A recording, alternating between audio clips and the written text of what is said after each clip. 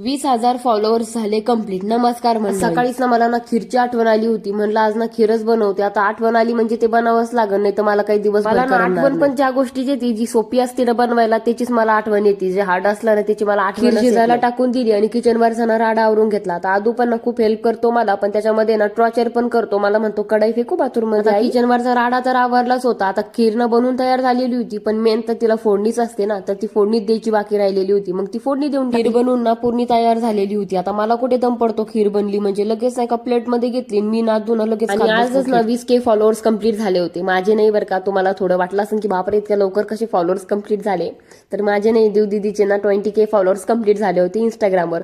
तर त्याच्या सेलिब्रेशनसाठी ना आम्ही ताईच्या घरी गेलो होतो. मग मस्त असं देव दीदीने केक कट केला आणि आदू बघा कसा केक खाऊ लागलाय. केकच्या समोरच बसला, पूर्ण केक घेऊन बसलेला होता आणि मस्तच खात बसला होता एकटाच केक. सेलिब्रेशन ना झालं होतं, पण आदूने ना इतका सारा केक खाल्ला होता ना, तर भीती मलाच वाटत होती. त्याला ना लगेच सर्दी खोकला होऊन जातो. म्हणूनच ना घरी आली, बोलकं गरम केलं. म्हणलं याला बोलकं देईन ना तर सर्दी खोकला होणार. सर्दी ना इतक्या लवकर येते, पण जाण्याचं ना ती काही नावच घेत नाही. म्हणून जर तुमच्या बाळाला जर सर्दी खोकला असेल तर तुम्ही हे नक्कीच तुमच्या बाळाला द्या. खूप लवकर आणि फरक पडतो. चला मग भेटूयात उद्याच्या ब्लॉग मध्ये. बाय.